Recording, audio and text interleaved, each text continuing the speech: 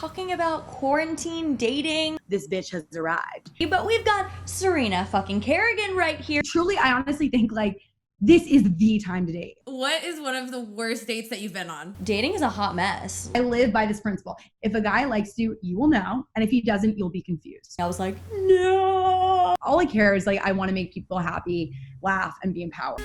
Welcome back. It is officially time for episode 3. We are the Millennial Girls Podcast. I'm Racquel and Natasha. And we are hoping you guys are staying safe in quarantine, you know, social distancing, staying at home. That's why we are doing everything we are doing via Skype, Zoom.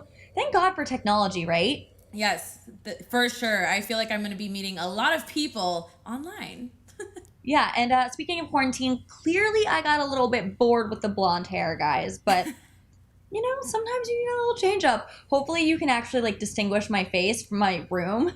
As if there's not enough pink in my life. The best part is like we have, right, so we always have to say we do this on YouTube, right? Because every time that we do anything like post on social media, everything is always pink. So I almost feel like I'm not on brand right now because I'm wearing like a leopard print blazer and like I look really cute, like business chic or whatever, but Racquel's got the full on Millennial Girls branding right now. She's got the pink unicorn in the background. She's got pink hair, pink blouse, but you just watch it on YouTube.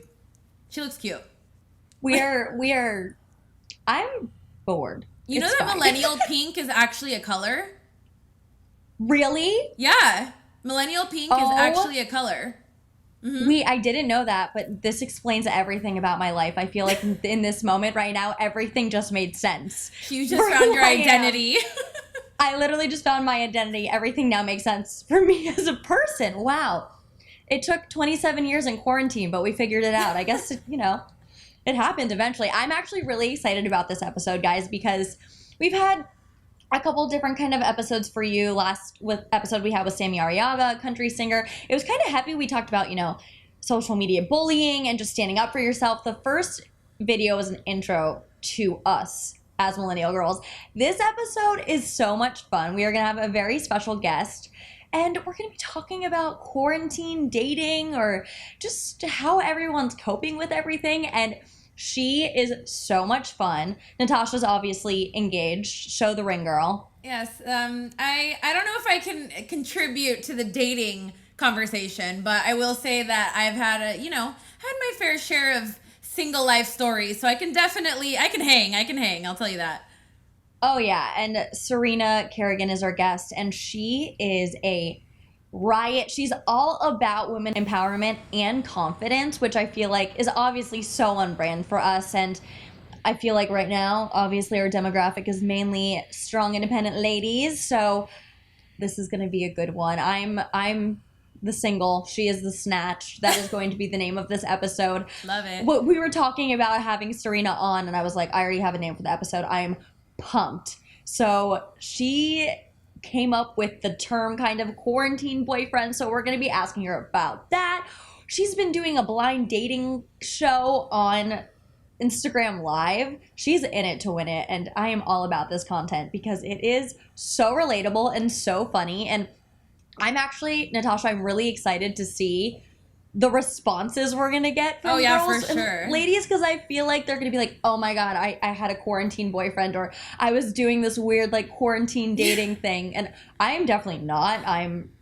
My boyfriend is this podcast. Right. So. I was going to say, like, my second boyfriend is this podcast at this point. So Racquel is my I'm having an affair with Racquel, so basically, because we're on Skype and everything and FaceTime until like 3 a.m. getting all these episodes out. So we basically fall asleep to each other and we wake up to each other. So right. And we're not joking. This is serious. But no, thank God. I'm super excited to have Serena on though, for sure, because I feel like you said, excited. I'm super excited for like any of you ladies, or I'm sure it can relate in just relationships in general, but I'm like excited for even like my single girlfriends who are going to be like, oh my God, like I wish I did that, or, whatever she has in store for us, because she is a firecracker, let me tell you. Yeah. That's why I wore my leopard print today.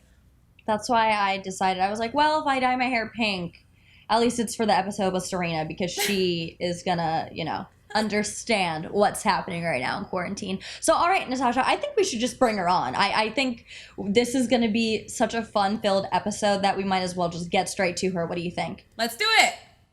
Alrighty, so we are going to jump right in with our very special guest today. I told you guys, we are so excited. I don't even know if excited is the proper word, but she zoomed in because, you know, obviously coronavirus and COVID, we can't have anyone anywhere within our vicinity, but we've got Serena fucking Kerrigan right here zooming in. Welcome, girl. Thank you so much for having me. I'm loving this pink moment on you. Oh my God, thanks. And you know what's so funny is Natasha actually just told me there's actually a legit color called Millennial pink, and I was like, in this moment, did I just realize my identity as a human being? I think so.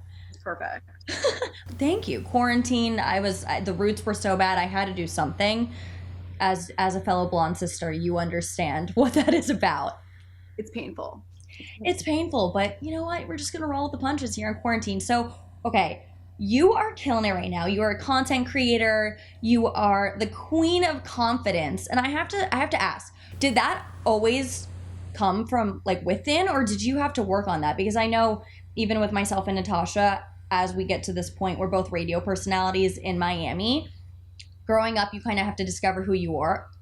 Did you, or did you always know that this is the kind of badass girl you wanted to be? Oh my God, no. Confidence is a journey for everyone. I don't think anyone wakes up, especially being a woman and, you know, being indoctrinated from a young age of like what we should look like how we should act, like how men are going to, you know, give us our happily ever afters. Like, no, it took a lot of unlearning and relearning. And my journey really started when I was a freshman at Duke and I was super insecure. Like it was like a new school. And like, I remember like, I felt really invisible. Like I didn't feel beautiful. And like, I'm sad for the girl that I was back then because like I was great, but I just didn't believe it. And I'm someone who's super outgoing. And I definitely like am a badass girl who's like wants to walk in a room and have everyone look at her, but I just like was not feeling it. And so I changed my middle name to fucking as a way to like remind myself and tell everyone like this bitch has arrived. And I think that, you know, it helped me really mold and like nurture my confidence because it was kind of like a fake it till you make it thing. Like I was like SFK was a character that I put on, and eventually Serena and SFK kind of just became the same person. So definitely it is not something that just appeared out of thin air. It took a lot of time, but what I realized was like my journey is not some like special scientific thing. It's free and anyone can be confident. So I was like, I want to, you know, share my journey, talk about my journey, and really be that person where I'm like, if someone wants to be confident, like they come to me or they think of me or they watch my content and hopefully that lifts them up. Oh, totally. And I mean, even from me just watching your content, I was like, I gotta be even more confident. And I like to say I'm a confident person. We both are, obviously, myself, Natasha. You being in the industry we're in, you have to be. But of course, there is that fake it till you make it aspect of things that just comes along with it. I feel like, especially now in 2020, a lot of people want to become content creators, right? That's pretty much, I mean, every couple people you see on Instagram is a content creator, influencer. There is a lot of hard work behind that, though, which people don't know. So with someone transitioning and wanting to become more of the content creator like you, how do you think confidence helps with that? And what are some steps or, you know, some key factors people can take to make themselves a better content creator that's confident? Totally. I mean, I was a video producer at Refinery29 for 3.5 years. And I left a month before quarantine happened. And I was like, I'm just going to do my damn thing, work on my brand, because I believe in my brand so much. And I believe that it has a lot of power. It's unique. But I was used to like having a studio, having a producer, a DP, an editor, hair and makeup, like a new outfit. And then quarantine happens and I'm like, oh shit, like I'm literally all by myself. And I wasn't confident. I totally had imposter syndrome. I was like, I'm not going to be able to make anything. Like I was like scrambling. Like I was like shooting tons of content so that it would last me. Of course, I ran out immediately. And I was like, all right, I got an iPhone, I got a ring light, I got my beautiful fucking face and my roots. Like I was like, you know what? Like I'm just going to do it. And I produced some of the best content I've ever made in my life because I believed in myself and I took risks, and you evolve, like you become better with time. And I think it's so important for you to just fucking start. You just have to start. Like the same way you guys started with your podcast. I'm sure episode 1 is a lot different than the episode we're at now, right? Because you just keep getting better. You keep learning, you know, and it's with anyone in any kind of job. So whenever like someone is asking me for advice, I'm like, I don't give a shit about your resume. Like, I don't care about like where you intern. I'm like, what are you making? Like, what have you made? It doesn't matter if no one's seen it. It doesn't matter if it's bad or shitty quality, but the fact that you continue to make something, you're going to become better and better and better. So that is like my large piece of advice. And also to just honestly not stop caring what people think. Because like when the second that I was like, I am making this because I love it and I think it's funny and great, and I just stopped caring, it was so liberating. Like I used to like be scared. I used to be scared about like if a guy were to see me talking about sex, and I was like, you know what? Like it doesn't fucking matter. Like I love having sex. I don't think that I should be like shamed about talking about it. And also if a guy is, you know, not down for me because I talk about like giving a blowjob, which like so fucking sorry, like women do that, then like that's not the guy for me. And I realized like the more I stopped giving a shit about everyone's like reaction and just started focusing on my work, how I can be better, it was so liberating. And guess fucking what? Everyone loves it. Like you said, quarantine, so we're used to having like producers and stuff too, and we're like, right.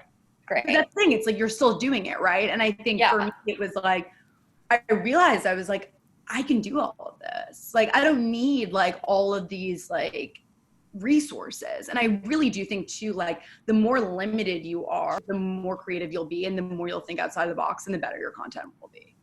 Oh, totally. And I think, I mean, if quarantine's teaching us anything, it's we're learning a lot just in general, because obviously you don't have a whole team right now.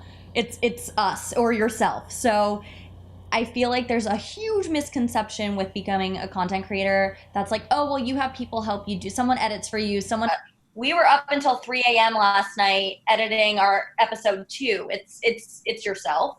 And I mean, like you said, you know, confidence is definitely key. But I want to go back to talking about your dating show because it's amazing. It's so great. Me and Natasha were watching it. And I also went on your live where your friend was on. I guess she had done some blind dates as well.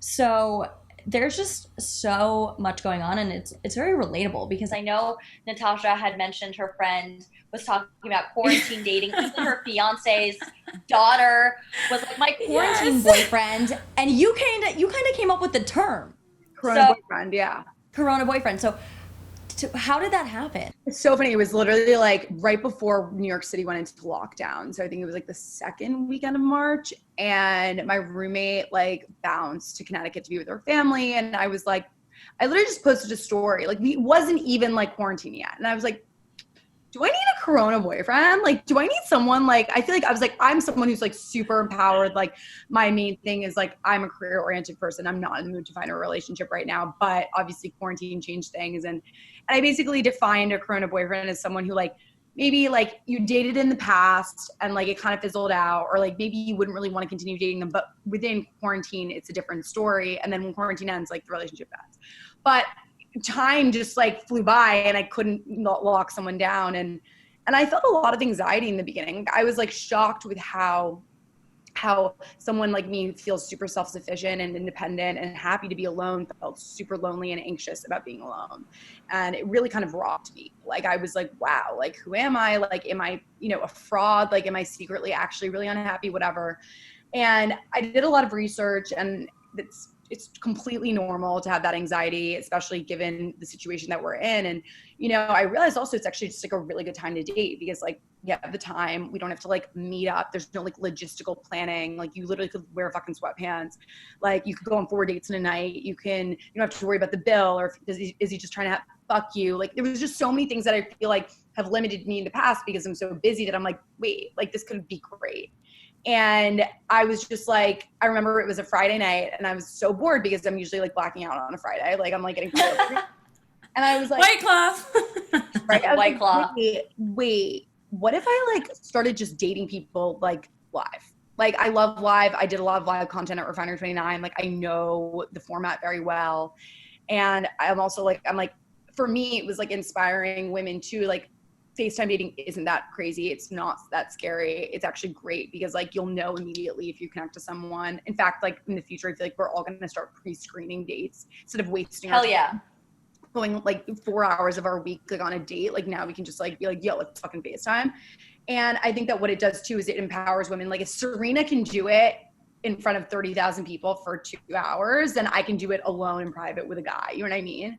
So it's really taken off. It's really fun. I have a second date tonight with one of the guys, which should be interesting. And it's great. Like my mom is in reality television and she always was like, nope, you're not getting your own show. You're not going to be on The Bachelor. Like, nope, you have no control over how you're portrayed, how people perceive you.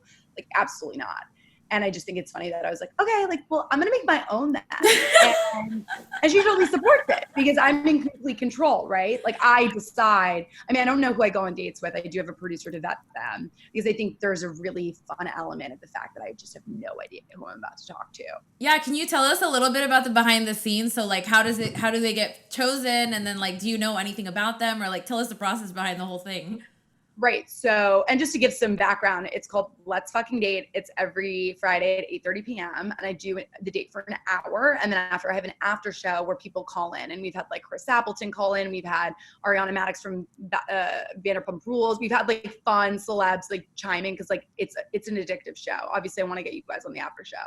Oh, yeah. And basically like, it's so funny that we're like already have to find dates for Friday. It's like I can't even breathe. And we're already like, basically, like in the beginning, it was just like, it was very difficult to convince people, obviously, to convince guys to do it. So we would like have dates and then they would drop out. And I really wanted to keep it blind because I just think it's just so funny if I just don't know anything. And I really want to go into it with an open mind. And I feel like it makes you realize like how much information you really have before you go on a date, right? Like we obviously the Facebook stock and the Instagram, whatever. And like, I really just like want this to be kind of like genuine curiosity about the person. And I think that authenticity really resonates with the audience on camera. It's like the whole thing is so authentic because one, I don't know who they are. Two, it's live. So all of that awkward pauses that you have on a first date, all of the, oh, what do I ask him next? All of that is there. And it's not like a highly producing like The Bachelor where like you're like, like what was actually, did he really like say that? Was that really her facial reaction? Whatever. And also another element that's so fun is the commenting. Like there's a live community of commenters. Like I sometimes wish I wasn't on the show just so I could be in the comments because it's so fun. Like they all know each other. Like it's so fun. But the process for casting, I have people just send in an email. It's called datesfk@gmail.com and people just submit people. And in the beginning, we just had like dates. Then we started being like, should we get people with like clout and like have more like reality stars and like people that really understand how to like, you know, right. It's a show, right? It's not like a real date. But then what happened was the fans were like, this doesn't feel real. Is he in here for the right reasons? So we kind of retracted and we went back to the real dating. And then of course, like I got a text being like, this is kind of boring. Like it feels too real. I'm like, what do you want? So it feels too real. What is that? What does that even mean? Right. Cause it's tough for me, you know, on my side, I'm on the date. I'm monitoring the comments, monitoring how many people are watching and want to give a good show because it is a TV show. But right. I'm also trying to be in the date, make him feel comfortable, which I realize is like, it's fucking scary. Like it is scary. And like, it's tough because my audience is very pro me. And so they'll be like, oh, like fuck him or like, we don't like him or like next, like whatever. And I'm like trying to make him, it's a lot to juggle. Like, it's not like, it's no joke. So if I actually end up like dating someone after this, like I literally will be so pleased because it's so much work. Hey, but it's true. It is like you just said, it is the real you essentially because your fan base and everything, they're going to be with you always. So it's true, but it's tough because it's like this balance of being on a real date and being genuine and kind and asking this person authentic questions that I would, and also giving a real show. Yeah, and I think for people to understand that like on a real date, like I'm not saying like, what's the craziest thing you've ever done in bed? Because like, what the fuck? I would never ask that on a first date, but like I'm giving entertainment. Yeah, so it's a very tricky balance that I'm trying to finesse and figure out. But it's so fucking exhilarating to watch. Are you liking any of the guys?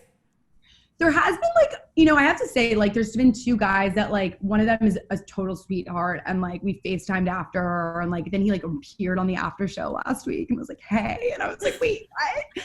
And then there's the second, the guy that I'm going on a second date tonight. Like we definitely had like a lot of chemistry. I think like the most awkward thing is when there's just like no chemistry, and I'm like, oh my God, like there's just like, you can't fake it. Like this is tough, but that's kind of like the fun, right? Like they're not all going to be amazing. And it's just been great. And I've also been going on dates with guys like that don't live in New York. So I think that's fun too, and this is how I tell other people, it's like being more open-minded. Like you never know who you're going to meet. And even if it's not like the one, maybe it's someone who like can connect you to a project or like get you a job or like have some opportunity. So I think that like putting yourself out there, there's really no stakes here. You're in your fucking apartment. Like, why not? You know what I mean? That's kind of like the goal and messaging of the show.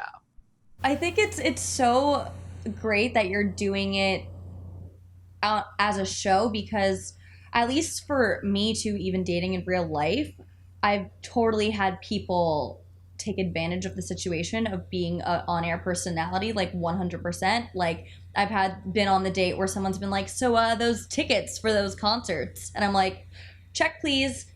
So I mean, I feel like you can kind of control the narrative here too, because I mean, if someone's going to be that much of an asshole and do that kind of situation on your show, he's ballsy, and then everyone's going to turn against him and hate him. So, I mean, you kind of are controlling the narrative in that sense. And I feel like for you, from you being a personality content creator, that's definitely going to help you in your side of the dating pool. For him, I mean, not necessarily sorry, not sorry, buddy, but you never know. Yeah, no, 100%. It's tough. It's a tough, like, I mean, you know, dating shows have like full casting teams that are pre-vetted. Right.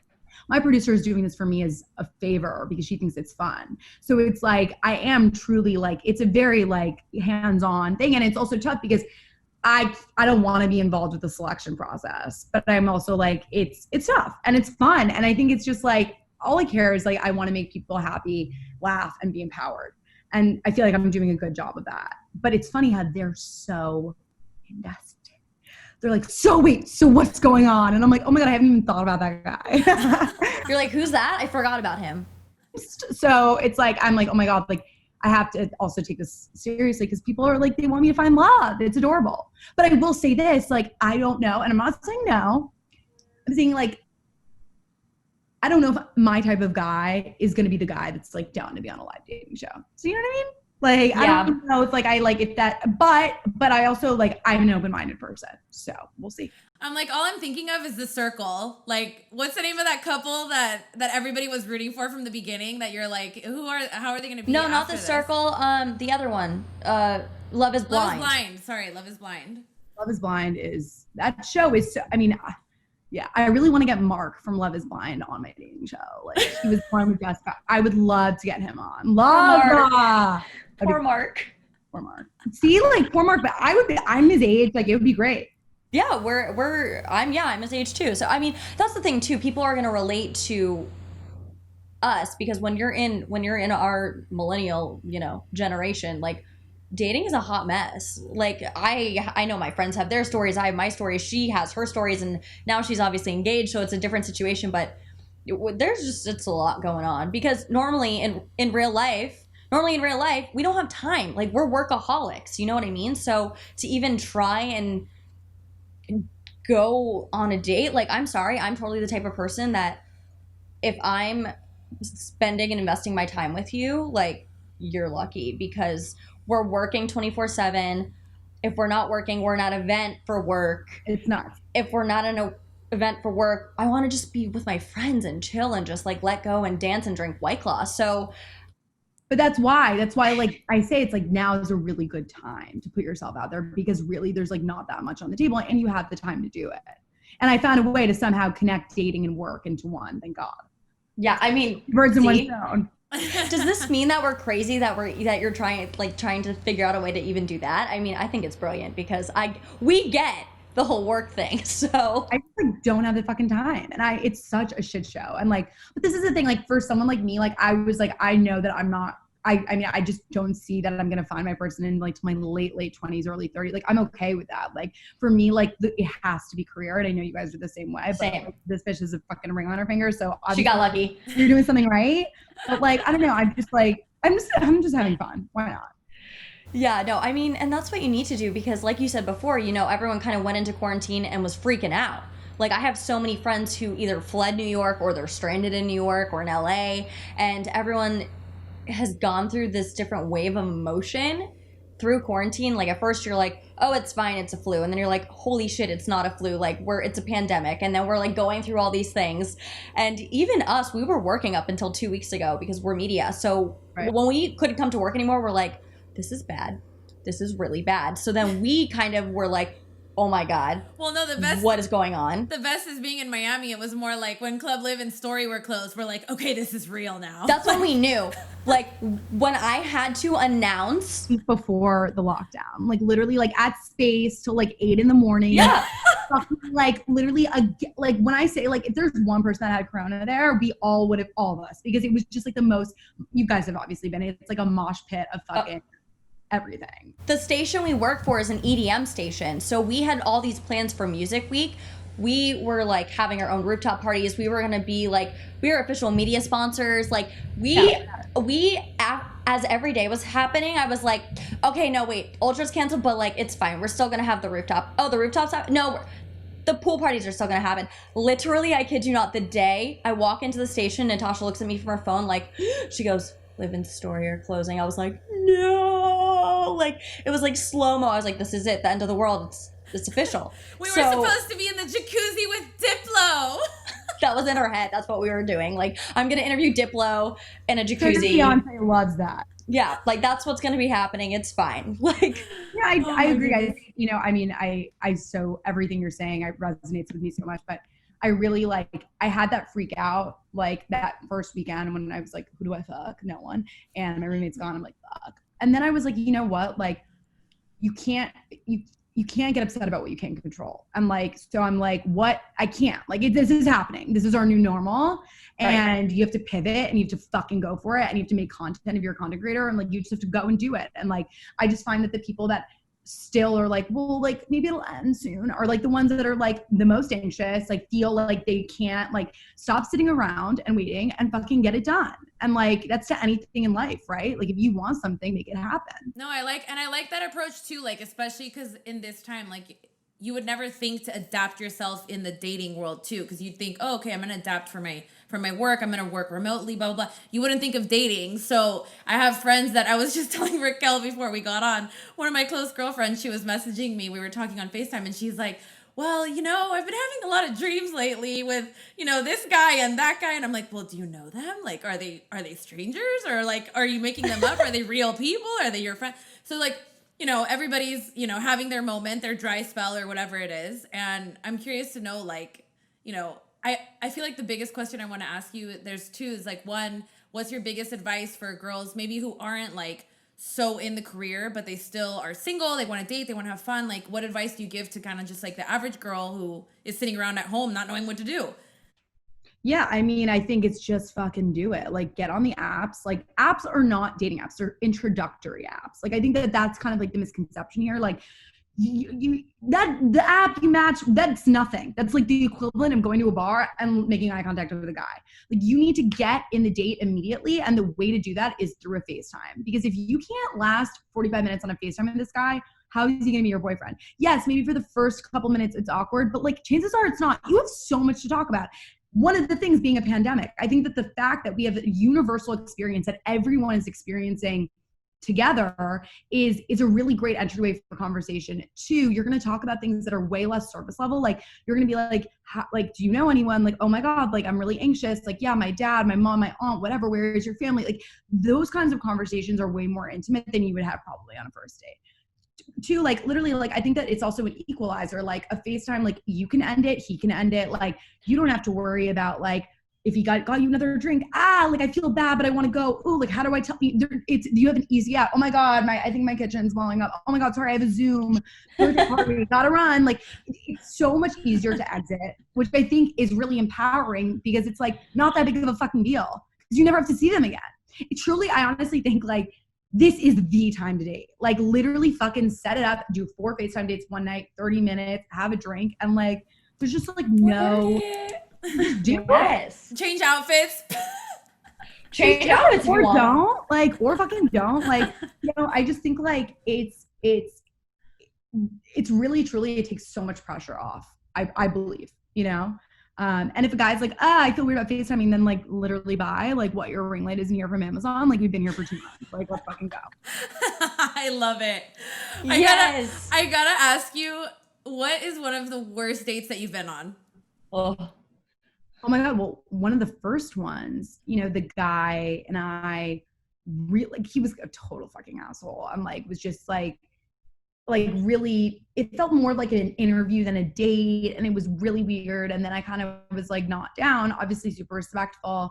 And he literally like went off at me. He was like, you're like, what the fuck? Like, you're a bitch. Like, you don't want to be with a fucking doctor. And I was like, first of all, you're a dentist. Second of all, no, I don't. You clean my teeth. Shut up. There was like a very like interesting switch of like male toxic masculinity of like he couldn't handle the rejection like at all. Like he became like a fucking monster. And I was like, whoa, like I honestly wasn't even like rejecting him that hard. I wasn't like, ew, like I was just like, this was nice, like no thank you. Not and for me. he went off and it was crazy, but I really kept my cool and like everyone was like, let's fucking go. Like I was just like, okay, like bye. Rude. I think that like if someone rejects you, girl, guy, whatever, heterosexual, homosexual relationship, whatever, like you need to see it as honestly a blessing. Because for me, like I've been going through it. Like I have guys that I'm like, are you interested or not? Like, because honestly, I'd rather know. Like, don't fucking like waste my time here. Like, you know, so I say like when you get rejected, it's the best thing a guy can do for you instead of being like semi down, half in, half out, right? Like you just want to know. So I agree. And I think that's a good message for even younger girls too, because I wish I had that message when I was, 14, having a crush on a guy, and God knows how I felt when I was rejected. So, whew. yeah, it's no. It fucking sucks. And it's so easy for you to be like, what did I do wrong? It's like, even me, the queen of confidence, like I get like that too, where I'm like, what did I do? Did I text him too many periods or Y's or X's? What the fuck? No, bitch, you didn't do shit. And I really I live by this principle. If a guy likes you, you will know. And if he doesn't, you'll be confused. And when you're confused, next. Because it really, and I'm sure you can agree with me because you're fucking engaged, like you did not question if he loved you or if he was into you, whatever, because it should be seamless. I'm making an assumption here, but I really do believe that like the guys that are like, we're racking our brains and like, we're like, like you should just be free to be yourself and like the right person will come. You will find your person. I say this to all the young girls. They're like, oh, like I'm single. I'm like, you're going to find your fucking person. Why don't you focus on securing the bag first? No, and you're right. You're just to agree with you are correct. So how awkward it would have been if you're like, no, actually I had no idea.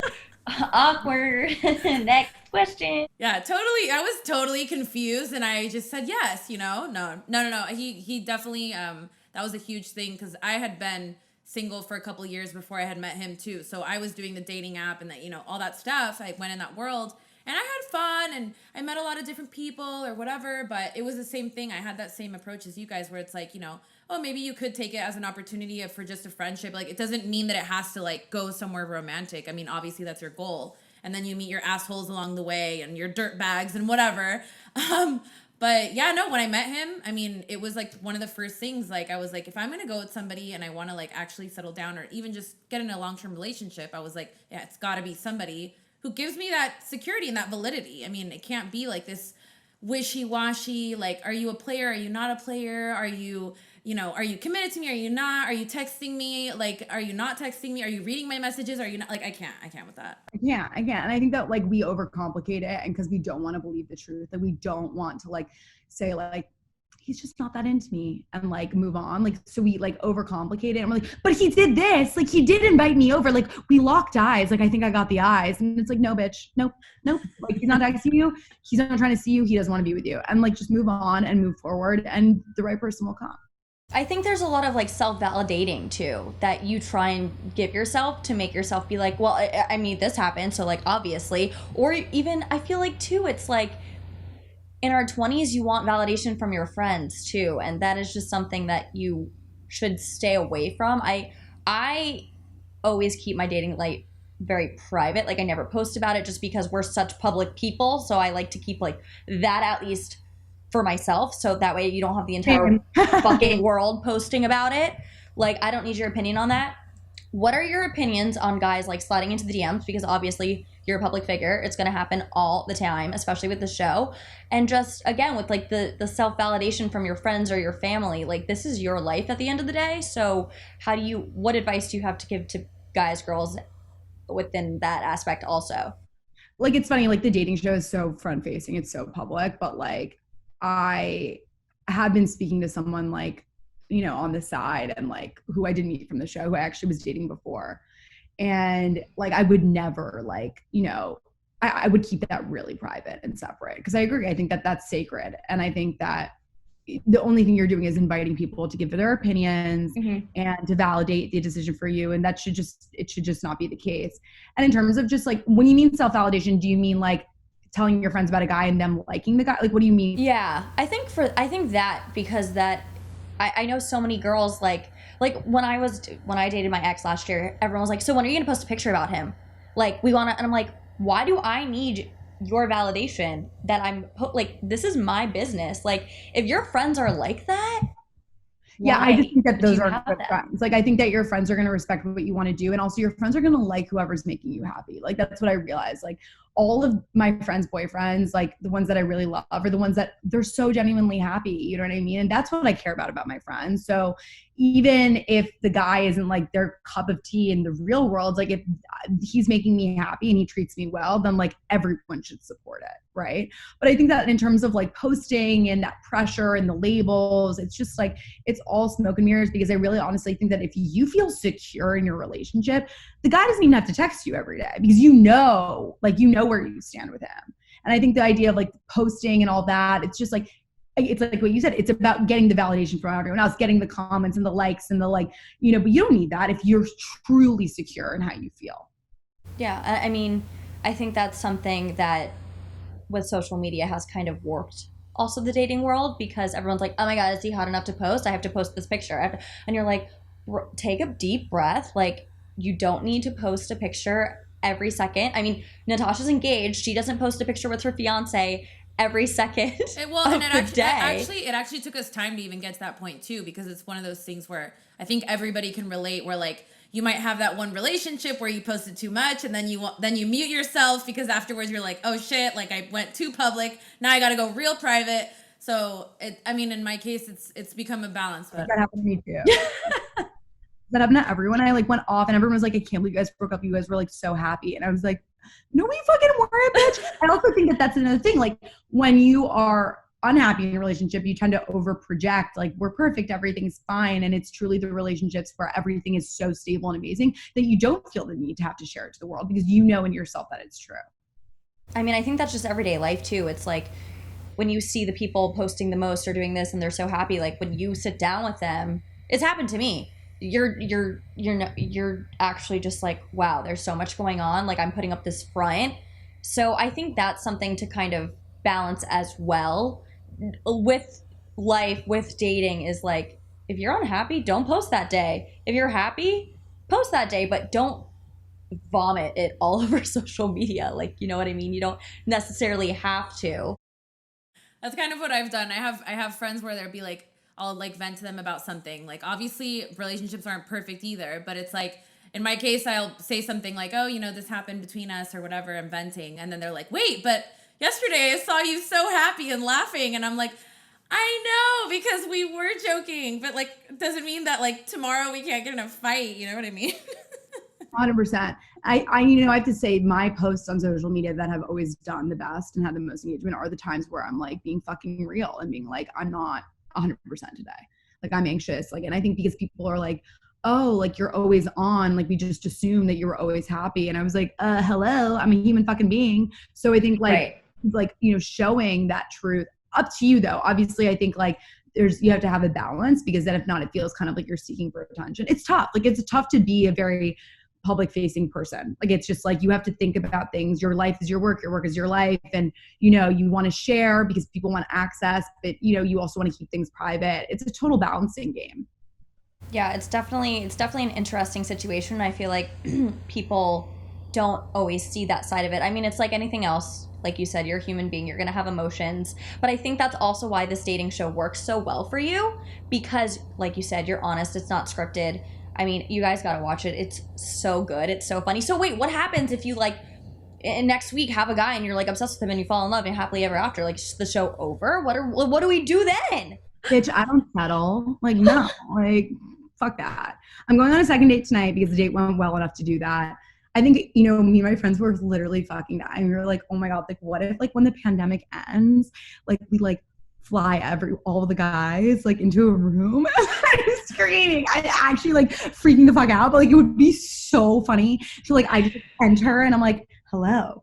Like, what about when this ends and, like, I'm on the street and I bumped into one of the guys? Like, it's so weird. Like, it's such a crazy experience that, like, we went on a date, but we didn't go on a date. Like, it's so fucking weird. Like, it's so funny.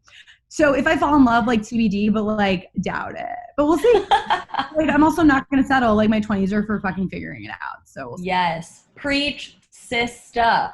Oh my God. Yes. Okay. Well, Serena, thank you so much for joining us. It was so much fun. You guys got to check out her show. Plug yourself everywhere so everyone can go find you, because I guarantee you after this episode, everyone's going to think, oh my God. As they fucking should. Thank you guys so much for having me. You guys can find me Serena Kerrigan, TikTok, Twitter, Instagram. My show's Let's Fucking Date. We have an Instagram set up for it too, so that way you can see all the past dates on IGTV, because like you're gonna want to watch. And it's on Fridays at 8:30 Eastern, and it's a shit show. So get involved. You're not gonna regret it. Thank you so much for joining us. I had such a blast, and I really hope that like so many people start watching this and like get involved and part of the crew and like F you this, F you that with all those other guys that are gonna come on the show. Nuts. I'm scared. No, don't be scared. It's amazing. I love what you do. We love what you do here at Millennial Girls, and thanks for being a part of it. Thank you guys so much for having me.